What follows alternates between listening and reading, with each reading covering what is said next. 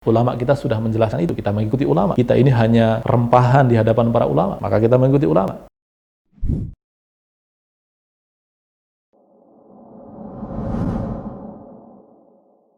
Assalamualaikum warahmatullahi wabarakatuh. Bismillahirrahmanirrahim. Alhamdulillahirabbil alamin wa bihi nasta'inu ala umurid dunya waddin wassalatu wassalamu ala asyrafil anbiya'i wal mursalin Muhammadin wa ala alihi wa sahbihi ajma'in. Ma ba'du. Rabbana zidna ilma warzuqna fahma. Allahumma anfa'na bima 'allamtana wa 'allimna ma yanfa'una wa na'udzubika min ilmin la yanfa'. Allahumma taqabbal minna innaka antas samiul alim wa tub 'alaina innaka antal ghafurur rahim. Allahumma ballighna Ramadan ya mujibas sa'ilin. Allahumma najjina min hadzal waba wal bala ya Rahman ya Rahim. Sahabat teras dakwah yang dirahmati Allah Subhanahu wa taala, kita akan coba lanjutkan bahasan kita berkaitan dengan kehidupan, tentu bersambung dengan dua bahasan sebelumnya, yaitu mengenal Allah Subhanahu wa taala dan mengenal manusia. Akan tetapi karena bahasan mengenai mengenal manusia itu baru selesai pada taraf penciptaan dan belum selanjutnya, makanya kemudian kita perlu lanjutkan dahulu, dan ini tidak terputus sama sekali dengan bahasan selanjutnya yang berkaitan dengan kehidupan. Nah, saudara sekalian yang dirahmati Allah Subhanahu wa taala, manusia ini menjalani kehidupan itu dengan berbagai macam potensi yang Allah berikan kepada kita. Ketika manusia Allah izinkan menjadi mukhallaqah, menjadi makhluk hidup, lalu kemudian disempurnakan dengan ruh, nufikha fihi min ruhi, kata Allah, maka kemudian dia menjadi insan, bukan sekedar bashar, tapi menjadi insan. Hanya ketika dia keluar dari perut ibunya dalam kondisi tidak mengetahui apapun, Allah sudah memberikan kepada dia potensi-potensi yang mengagumkan. Di antaranya apa? Fitrah untuk bertauhid, fitrah untuk tidak melakukan kesyirikan, fitrah untuk berbuat baik, fitrah untuk membenci keburukan, fitrah untuk mencintai dunia, fitrah untuk ada banyak aspek fitrah yang Allah berikan kepada diri kita. Lalu kemudian selain fitrah itu, Allah membekali kita dengan indera.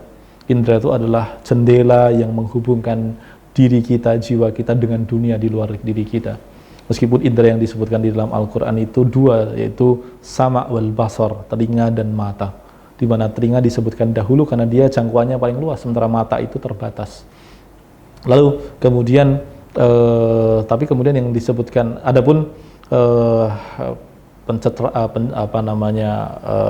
indera yang lain, yang tiga, seperti untuk menyentuh, merasa, dan membau, itu tidak disebutkan. Karena itu tidak berkaitan dengan kebenaran. Dia hanya alat bantu, tapi dia tidak secara signifikan mengolah kebenaran. Tapi kemudian setelah pendengaran dan penglihatan itu dikatakan manusia diberikan afidah.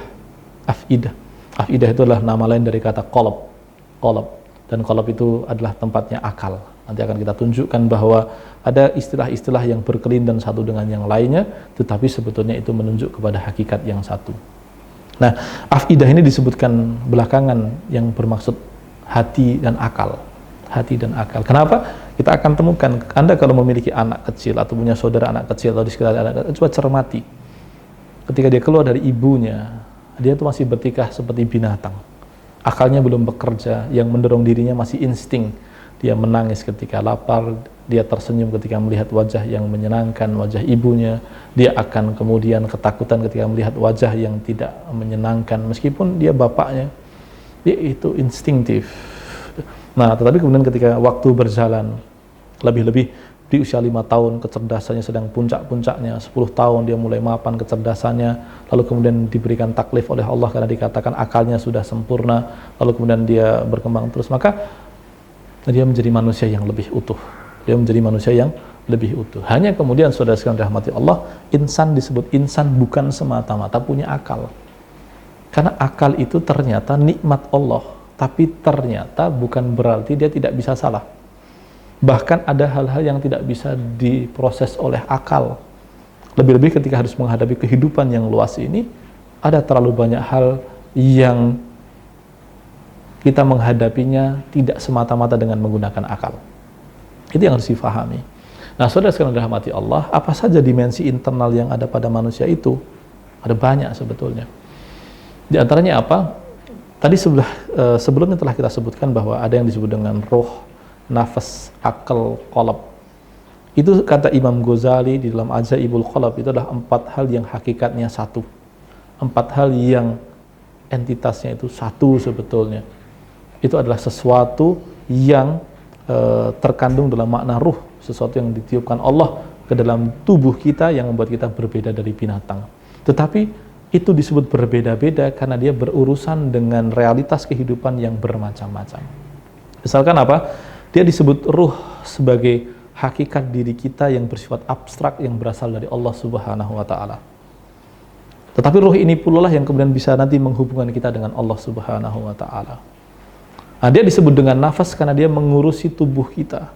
Makanya nafas itu punya hawa, punya keinginan, hawaun nafas, hawa nafsu. Nah, dia ingin makan agar tidak mati, dia ingin minum agar tidak mati, dia ingin berhubungan seksual agar tidak punah. Nafas. Tetapi kemudian tidak hanya itu, dia diberikan qalb yang dia membuat dia merasa, dia bersedih, dia berduka. Sebuah kemampuan untuk menghubungkan diri kita dengan realitas, dengan gejolak kejiwaan sedemikian rupa. Tapi juga fungsi perasaan itu bukan hanya untuk itu, tapi untuk merasakan sesuatu yang lebih tinggi, merasakan keimanan, merasakan kedekatan dengan Allah, merasakan kecintaan kepada Rasulullah, merasakan keberpihakan kepada orang beriman, merasakan ketidaksukaan kepada kekufuran, merasakan keinginan agar orang-orang kafir itu mendapatkan petunjuk Allah. Itu perasaan. Tapi kemudian juga ada pengendalian yang disebut dengan akal. Sesuatu yang mengikat diri kita dengan Allah, mengikat diri kita dengan ilmu, menghubungkan ilmu dengan kebenaran, itu akal. Ada banyak potensi dalam diri manusia yang menjadi bekalnya hidup. Nah, saudara sekalian yang dirahmati Allah Subhanahu wa taala, dengan semua potensi itu, ternyata manusia di dalam menjalankan kehidupannya itu tidak sekedar untuk makan dan minum. Tidak hanya sekedar untuk mempertahankan fisiknya. Ada sesuatu yang bermakna yang harus dia perjuangkan. Sehingga nanti kata hidup itu betul-betul menjadi bermakna hidup, bukan hanya ditinjau dari fisik saja. Bahkan nanti kita akan, bahkan Quran menyebutkan bahwa orang kafir itu hakikatnya mati. Orang munafik itu hakikatnya mati. Tubuhnya hidup, tapi hakikatnya mati. Kata hidup itu bukan sekedar hidupnya tubuh, tapi ada hidupnya makna-makna. Nah, saudara sekalian dirahmati Allah, sebelum lanjut ke sana kita harus pahami dulu bahwa apa sih makna kehidupan.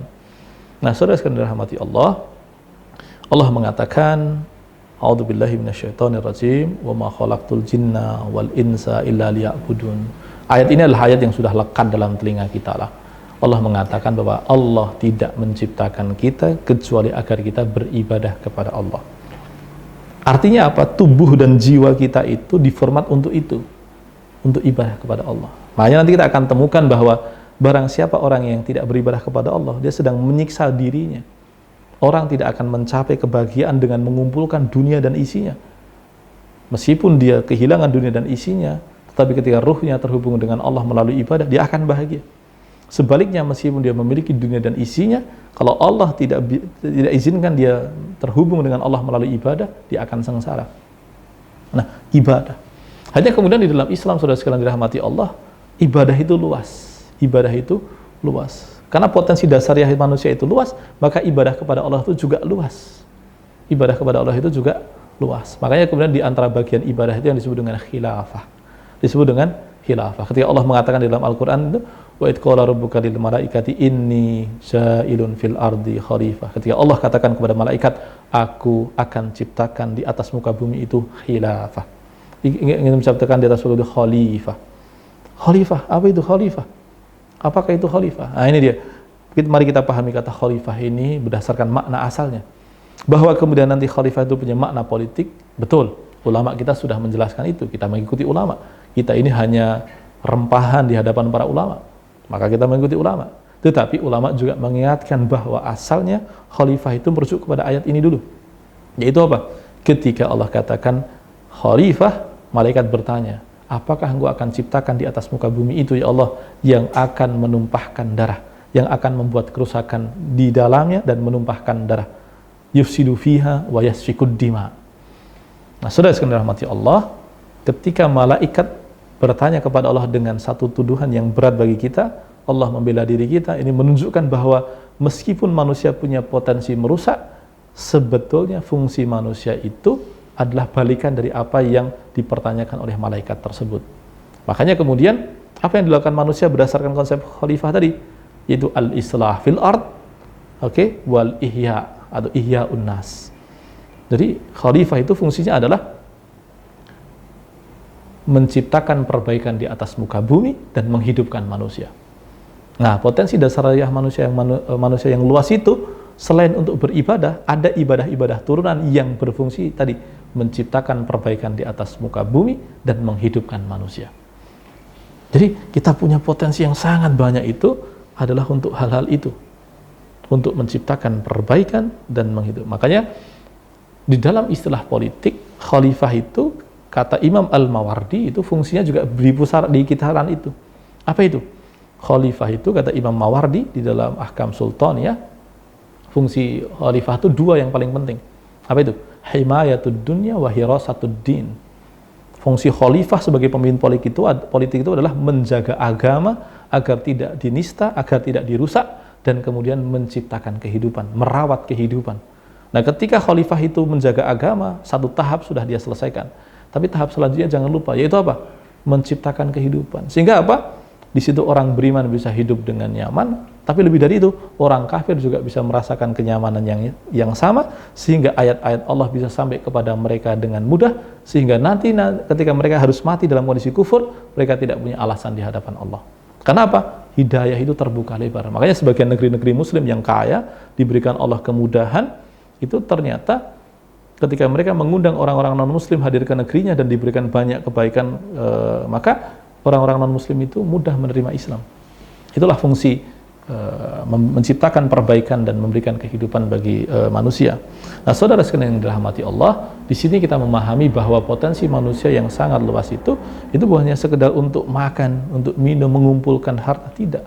Dia untuk beribadah. Tetapi dimensi ibadah dalam Islam itu tidak seperti pernyataan atau kata ritualitas pada agama lainnya.